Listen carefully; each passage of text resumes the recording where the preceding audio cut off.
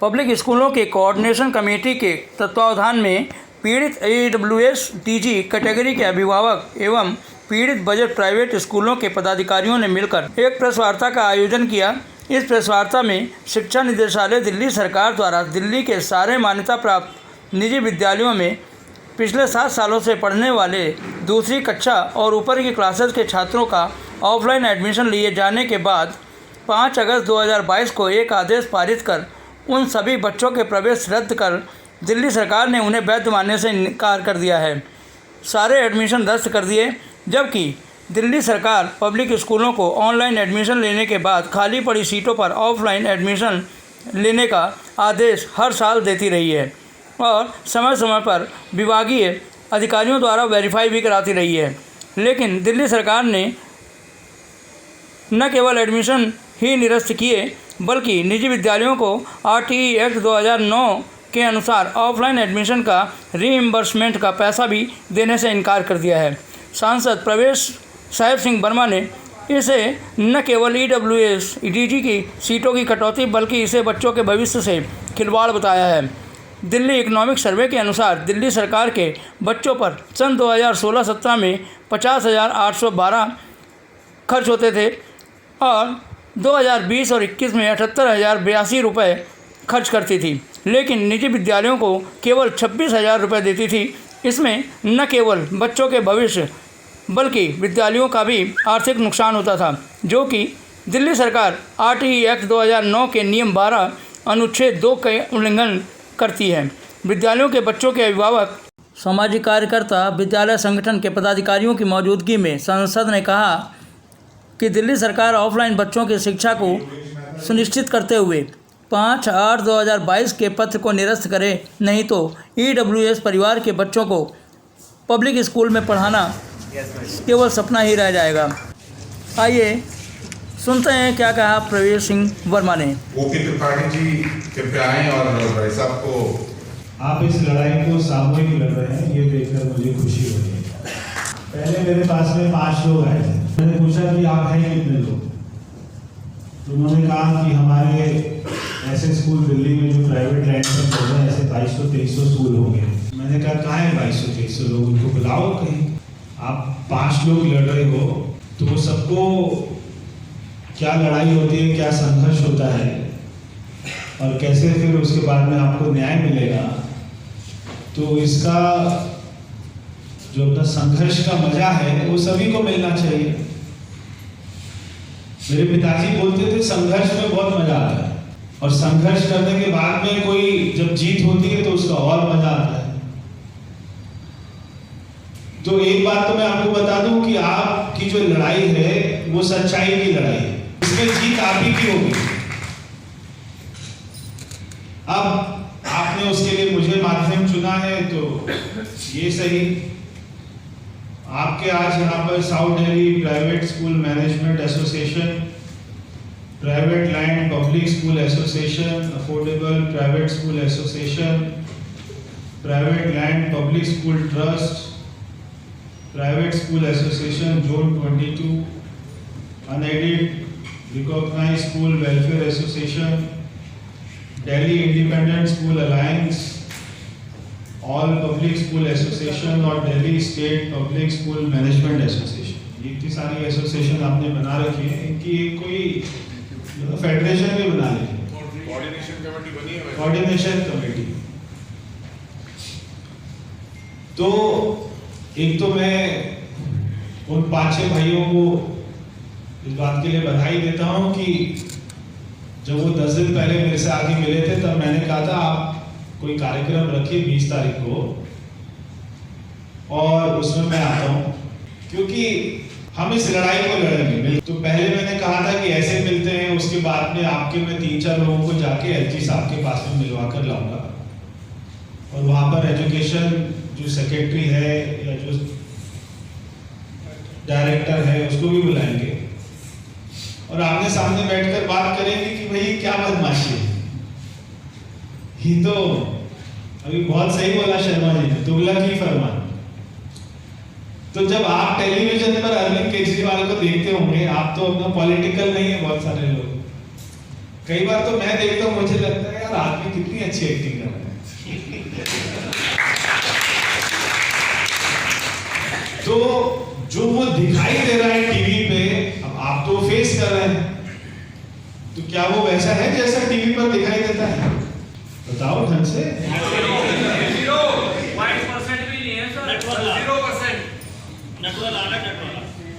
तो टीवी पर कल से एक बहस चल रही है कि भाई हमने जो सीबीआई की जांच चल रही है कि हम शिक्षा में क्रांति लेकर आए। अब क्या क्या क्रांति लाए वो आप सबको पता है, मुझे क्योंकि आपको तो पता ही है। अगर कोई जनता बैठी होती मैं सारी क्रांति बता देता। तो अभी मेरी प्रेस कॉन्फ्रेंस थी, अभी मैं सीधा प्रेस कॉन्फ्रेंस से आ रहा हूं और अभी चैनल वाला यहीं पर ही आ गया कैमरा लेके, अभी उसको लाइव दे। तो मैंने एक सिंपल सी दो बातें करी। मैंने कहा भाई अगर आप शिक्षा और चिकित्सा में क्रांति लेके आए तो कल एक एफिडेविट दीजिए, कल ही, तो मैं मान लूंगा। उस एफिडेविट में लिखकर दीजिए कि कल से आम आदमी पार्टी के सारे सांसद, विधायक, मंत्री के बच्चे दिल्ली के सरकारी स्कूल में पढ़ेंगे।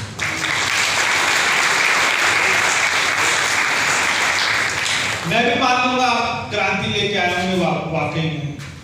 अब बच्चे पढ़ रहे हैं प्राइवेट स्कूलों में, अमेरिका में, लंदन में, और आप बोल रहे क्रांति लाए, क्रांति लाए। आपने कई बार सुना होगा ये डायलॉग कि एक जज का बच्चा भी और एक गरीब का बच्चा भी साथ ही पढ़ रहा है। वो जज का नाम ही नहीं आया आज तक। तो जज का नाम क्या है, किसका बच्चा पढ़ रहा है, हम भी उसको ढूंढे। दूसरा मैंने कहा भाई आप जो है चिकित्सा में क्रांति लाए, तो जो चिकित्सा में क्रांति लाए तो कल से एक एफिडेविट इसका भी दीजिए कि आज के बाद, मैंने कहा भगवान ना करे आप बीमार हो, भगवान करे आप स्वस्थ रहें, मगर अगर आप बीमार होते हैं और आपका खानदान कोई बीमार होता है तो आप दिल्ली सरकार के अस्पतालों में ही जाएंगे इलाज कराने, प्राइवेट हॉस्पिटल में नहीं जाएंगे। ये दो बातों का एफिडेविट दे दीजिए, मैं मान लूंगा कि हाँ भाई क्रांति लाए। मगर जब भगवान मान आएगा दिल्ली में इलाज करवाने तो अपोलो हॉस्पिटल जाएगा, दीनदयाल उपाध्याय हॉस्पिटल नहीं जाएगा जो दिल्ली सरकार का है। और जब मिसिस केजरीवाल को कोविड हो जाएगा तो वो मैक्स में भर्ती हो जाएंगे और दिल्ली वालों को बेड नहीं मिल रहा होगा। जब जो है सत्येंद्र जैन बीमार होगा तो वो वहां चला जाएगा वेदांता में। जब मनीष सिसोदिया बीमार होगा तो मैक्स में चला जाएगा। ये क्या है? इतना बड़ा झूठा आदमी इस धरती पर पैदा हुआ ही नहीं होगा कि वो बोलेगा कि भाई हम गरीबों के बच्चों को मुफ्त शिक्षा दे रहे हैं, और एक तरफ जो मुफ्त शिक्षा दे रहे हैं उनको बोल रहे हैं हम आपको पैसा नहीं देंगे। पहले आपको बोला कि आप जो है भर्ती कीजिए, सीट काय को खाली छोड़िए, जबरदस्ती कीजिए। आपने सीट काय को खाली छोड़ी, भर्ती करो। ये 25 सीटें खाली क्यों है, भर्ती करो इसको। पहले तो आपको बोल रहे भर्ती करो, फिर आप भर्ती कर रहे हैं तो आपको बोल रहे हैं कि भैया ये भर्ती कैसे कर लिया ऑफलाइन, आपको पैसे नहीं मिलेंगे। इस साल के नहीं, 5-6 सालों के पैसे नहीं मिलेंगे, वापस करो सारे पैसे। तुम्हारे बाप का राज। ऐसा होता है कहीं? तो ये मैंने सबको कहा था कि भाई आप ऐसे 50,000 गरीब परिवार के बच्चे जो बेचारे AWS कैटेगरी में पढ़ रहे हैं, ये उनमें से 5,000 की लिस्ट है।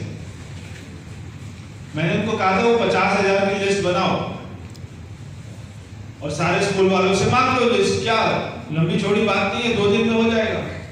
जब आपकी लिस्ट आ जाएगी तो फिर मैं आपको LG साहब के पास लेकर जाऊंगा, उनको सारी लिस्ट देंगे कि ये 50,000 गरीब परिवार के बच्चे जो EWS में पढ़ रहे हैं, अरविंद केजरीवाल का फरमान आया है कि इन सबको स्कूल से निकाल दो, इनका जीवन बर्बाद कर दो। वो अपने स्कूल में नहीं ले रहा क्योंकि उसके स्कूल में तो कोई साइंस का या तो अपना सब्जेक्ट नहीं है, साइंस की पढ़ाई नहीं होती है, या प्रिंसिपल नहीं है, या वहां टीचर नहीं है। वो बोल रहा है कि इन बच्चों को निकाल दो, उसका भविष्य अंधकार में। क्या करेंगे उसके बारे में नहीं पता। आगे की क्या योजना है? 50,000 बच्चों को निकाल के क्या घर पे बिठा देंगे? उन बच्चों का क्या होगा उसके बारे में नहीं पता है। बस आप बच्चों को निकाल दो, उनका नाम काट दो।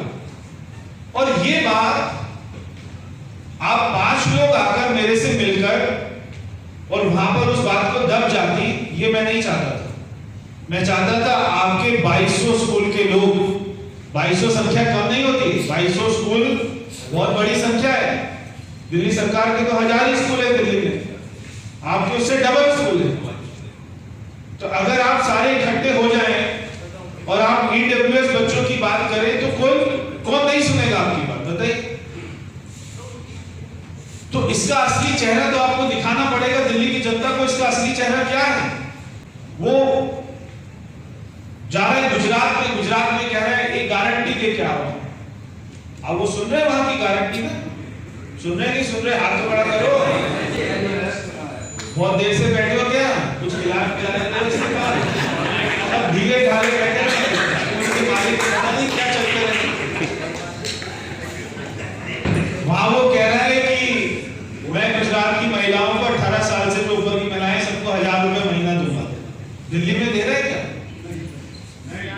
कैसे आदमी देखिए, दिल्ली में दे नहीं रहा और वहां पे जाके गारंटी लेके आ रहा। गारंटी जैसे बाटा का जूता जो है बिकता था उसमें 2 साल की गारंटी होती थी, वैसे गारंटी लेके आ। तो गरीब आदमी के लिए गारंटी बहुत बड़ा शब्द है। गारंटी, दूसरी गारंटी क्या है कि मैं बेरोजगारी भत्ता दूंगा 1000 रुपए महीना, वो भी गारंटी दिल्ली में लोगों को नहीं मिल रहा। तो जो काम दिल्ली में नहीं कर रहा है बहरूपिया, वो वहां पर जाके कह रहा है मैं गारंटी कर रहा हूं और उसको फिर पैसा देकर सारे अखबारों में छपवा देता है। भाई आपके घर में बिजली का बिल तो नहीं आता होगा ना किसी के यहाँ पर?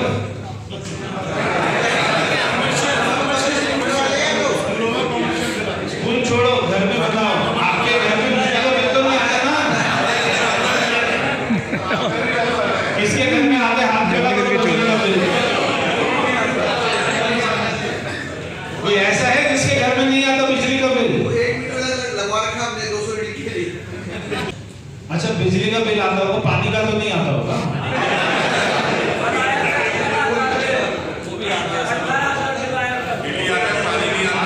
तो कभी आप पूछते हो एक दूसरे से तेरा बिजली पानी का बिल आता है? नहीं पूछते। बस मन में खोपड़ी में सोचा हुआ है कि जमुना पार वाले सोच रहे शालीमार बाग वालों को नहीं आता, अगर मैं आपका काम करवा देता, ये मेरे को ठीक नहीं लगा।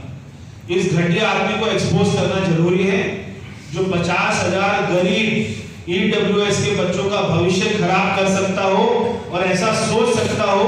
ऐसा घटिया उस आदमी के लिए शब्द नहीं है मेरे पास। मैं दिल्ली सरकार तो नहीं, दिल्ली का मुख्यमंत्री तो नहीं हूं, दिल्ली का उप मुख्यमंत्री तो नहीं हूं, हो या नहीं हूं, जोर से तो बोलो।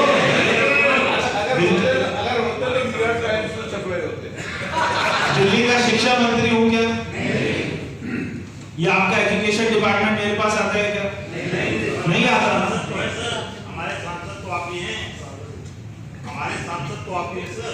मैं जो बोल रहा हूँ आपका सांसद तो हूँ मगर आता नहीं ना डिपार्टमेंट। अगर आप केजरीवाल को बोलो एमसीडी का कोई काम करा दो, वो थोड़ी ना करा सकता, वो तो मैं कराऊंगा। मगर मुझे ये मालूम है कि आप सच की लड़ाई लड़ रहे हैं, आप ईमानदारी की लड़ाई लड़ रहे हैं, आप ठीक हैं। इसलिए मेरे पास कोई डिपार्टमेंट नहीं भी आता, फिर भी मैं आपको ये बता सकता हूं कि ये जीत आपकी होगी, क्योंकि हमें सिस्टम पर विश्वास है। हमें सिस्टम पर विश्वास है कि हम दिल्ली के एलजी साहब के पास जाना पड़े, चाहे मुझे पार्लियामेंट में आपकी आवाज उठानी पड़े, चाहे पार्लियामेंट में मेरे को क्वेश्चन लगाना पड़े, चाहे मेरे को हमारे प्रधानमंत्री जी से मिलना पड़े, चाहे मेरे को गृह मंत्री जी से मिलना पड़े, किसी से भी मिलना पड़े, मगर ये 50,000 बच्चों का भविष्य में खराब नहीं होगा। तो मुझे इस बात की खुशी है कि आप सब यहाँ पर एकत्रित हुए। आजकल की दुनिया में इतनी भाग दौड़ में, ऐसे कलयुग में अपनी गाड़ी को निकालना और 20 किलोमीटर दूर आना और एक कार्यक्रम में 2 घंटा बैठे रहना, ये कम नहीं, यही बहुत है। तो मैं चाहता था आप इतनी मेहनत तो करें, उतनी मेहनत मैं आपसे करवाई।